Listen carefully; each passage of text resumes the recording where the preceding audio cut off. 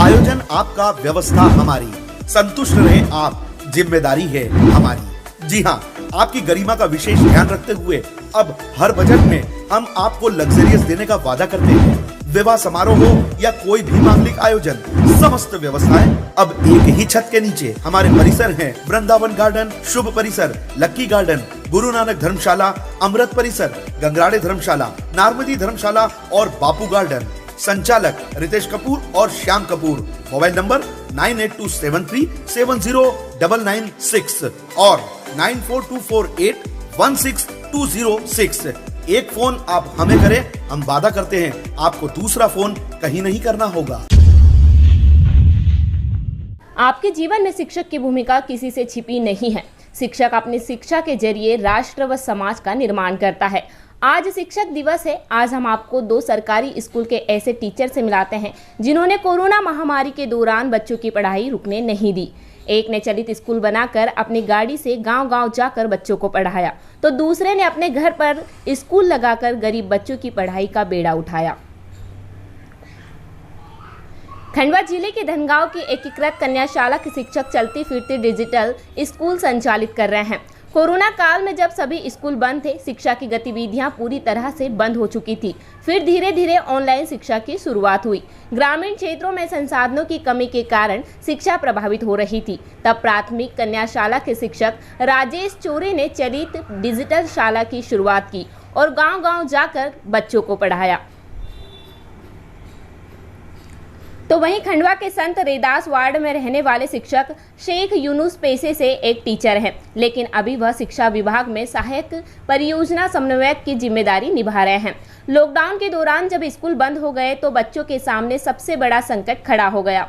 वह संकट था अब पढ़ाई कैसे करें। ऐसे में संत रैदास वार्ड के बच्चे अपने क्षेत्र में रहने वाले शिक्षक यूनुस के घर आए और उनसे पढ़ाने की गुजारिश की। पहले 2-4 बच्चे ही पढ़ने आते थे, धीरे धीरे बच्चों की संख्या बढ़ती गई। इन बच्चों को सोशल डिस्टेंसिंग और कोरोना गाइडलाइन का पालन करते हुए यूनुस पढ़ाई करवाते हैं। इतना ही नहीं, उन्हें कॉपी, पेन और जरूरी सामान भी उपलब्ध कराते हैं। इस तरह इन गरीब बस्ती में बच्चों को स्कूल की कमी भी नहीं खलती। खंडवा के धनगांव की कन्या प्राथमिक शाला के शिक्षक राजेश चोरे ने कोरोना काल में ग्रामीण क्षेत्र के बच्चों के बीच संसाधनों की कमी को देखकर नवाचार की शुरुआत करते हुए डिजिटल चलती फिरती पाठशाला की शुरुआत की, जिसके बाद बच्चों की रुचि के अनुसार पठन पाठन का कार्य शुरू हो गया। कोरोना महामारी का सबसे ज्यादा प्रभाव बच्चों के कोमल मन पर हुआ है और उनकी शिक्षा प्रभावित हुई है, जिसके चलते हमने क्षेत्र के समाज सेवियों और शिक्षक साथियों के सहयोग से यह डिजिटल चलित पाठशाला की शुरुआत की है। इससे बच्चों की शिक्षा के प्रति लगातार रुचि बढ़ रही है। हम बच्चों की संख्या के आधार पर अलग अलग जगह जाकर इस पाठशाला का संचालन करते हैं। धनगांव कन्या प्राथमिक शाला के शिक्षक राजेश चोरे ने बताया कि ग्रामीण क्षेत्रों में जब हमने वोट लालास संचालित की, तब भी बच्चों ने संसाधनों की कमी को देखा। ऑनलाइन पढ़ाई के दौरान कई बच्चों के पास मोबाइल, टीवी और अन्य इलेक्ट्रॉनिक उपकरण नहीं होने की वजह से उनकी शिक्षा प्रभावित हो रही थी, जिसके चलते मैंने डिजिटल चलित पाठशाला की शुरुआत की, जिसके चलते अब बच्चों से सीधे संवाद कर उन्हें शिक्षित करने का प्रयास समस्त शिक्षक साथियों के साथ मिलकर कर रहे हैं। कोविड प्रोटोकॉल का पालन करते हुए समाज के सहयोग से बच्चों, पालकों व मेंटर्स से सार्थक संवाद स्थापित कर सीखने व पढ़ने का वातावरण निर्मित करने का नवाचार है चलती फिरती डिजिटल स्कूल। धनगांव कन्या प्राथमिक शाला के शिक्षक चोरे डिजिटल चलित पाठशाला की शुरुआत में संसाधन जुटाने के लिए लोगों ने से संपर्क करते हुए सनावद निवासी रशीद जोया के पास पहुंचे, जहां रशीद ने एक मॉनिटर रखने के लिए एक स्टैंड और एक बड़ा छाता चाहा, जिसे मैंने उपलब्ध करवाया। धनगांव कन्या के शिक्षक राजेश चोरे और खंडवा के शिक्षक यूनुस जो शिक्षक के अलग जलाए हैं, उससे बच्चे भी काफी खुश हैं और बढ़ चढ़कर इस शिक्षा के प्रति अपनी रुचि जगा रहे हैं। शिक्षा ग्रहण करने वाली बच्चियां भी काफी रुचि के साथ शिक्षा ग्रहण कर रही है। वह तारीफ करते हुए बताती हैं, हमारे पास संसाधन नहीं थे, इसको देखकर हम शिक्षा से पिछड़ रहे थे। कोरोना काल में हमारी शिक्षा प्रभावित हो रही थी, जिसके चलते सर ने डिजिटल पाठशाला शुरू की। गरीब बच्चों को स्कूल बंद होने के बाद भी मुफ्त शिक्षा मिल रही है, इससे बच्चों में काफी उत्साह है। धनगांव कन्या प्राथमिक शाला के शिक्षक राजेश चोरे के नवाचार की तारीफ करते हुए उच्च अधिकारी बताते हैं कि राजेश चोरे जैसे शिक्षक के लिए किए गए कार्य से हम प्रभावित हैं और हम जब भी मीटिंग होती है तो ऐसे किए गए प्रयासों की चर्चा उस मीटिंग में करते हैं, जिससे और भी शिक्षक प्रेरणा लेकर इस तरह के प्रयास करें। हम राजेश चोरे जी के लिए किए गए इस चलित डिजिटल पाठशाला प्रोग्राम की तारीफ करते हुए और अपने आप को गौरवान्वित महसूस करते हैं।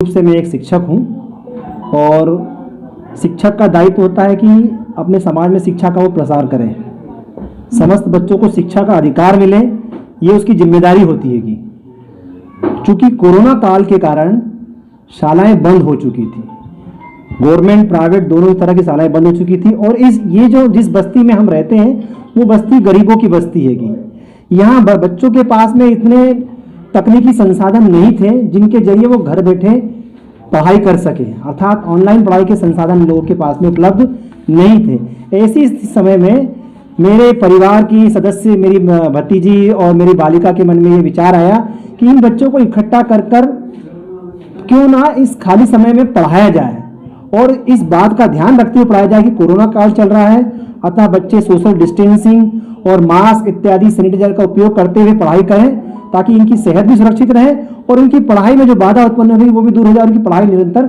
जारी रहे।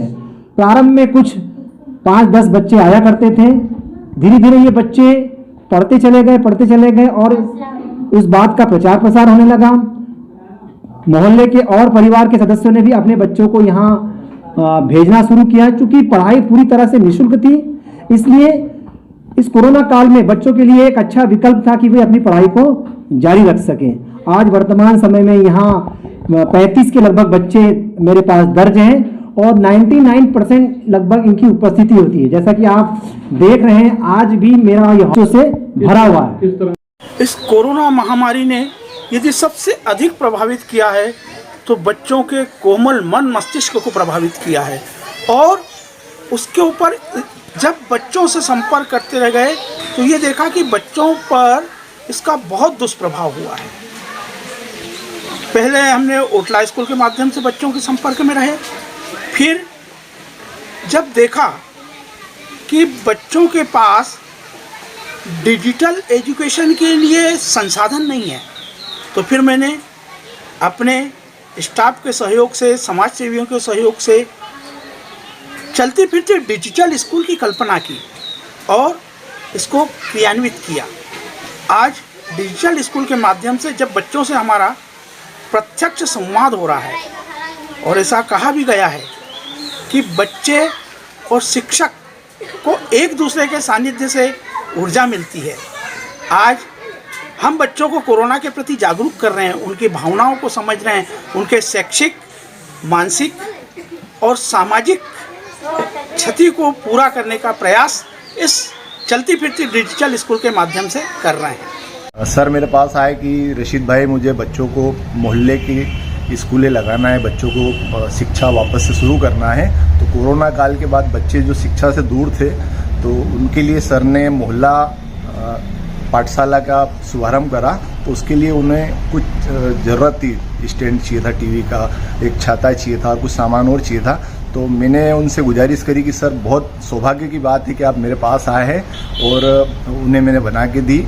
एक बड़ा छाता भी था वो उन्हें उपलब्ध कराया और आगे जो भी ज़रूरत होगी इस तरह के सामाजिक कार्य के लिए जो भी मुझसे सहयोग चाहिए होगा मैं आगे सहयोग करता रहूँगा।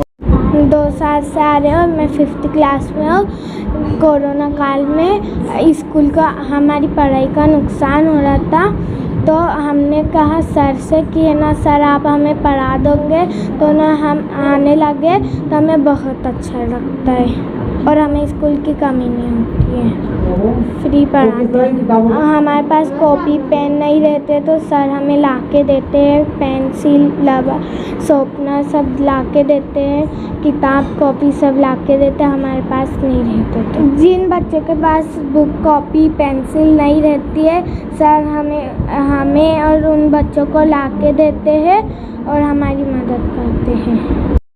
मैं यहाँ 2 साल से आ रहा हूँ। लॉकडाउन में स्कूल बंद थी तो सर ने हमारे को बोले थे कि हमारे घर में पढ़ना, तो हम यहाँ पर आ रहे 2 साल से। सर पढ़ाते हिंदी भी इंग्लिश भी और गणित भी पढ़ाते, पढ़ा सीखे इंग्लिश भी सीख गए, हिंदी भी सीख गए और लिखना भी सीख गए। कोरोना काल की वजह से हमारी स्कूल नहीं लग पा रही थी। इस सर को हमारी बहुत चिंता रहती थी, इसलिए सर ने डिजिटल स्कूल लगाई और टीवी पर समझाते थे, इसलिए हमारी पढ़ाई में सुधार आने लगा और हमें अच्छा लगने लगा। और जो भी चीज़ की हमें ज़रूरत रहती थी वह सर हमें देते थे। व्हाट्सएप की पढ़ाई ऑनलाइन होती थी और हमारे पास मोबाइल नहीं था, इसलिए सर ने डिजिटल स्कूल लगाई।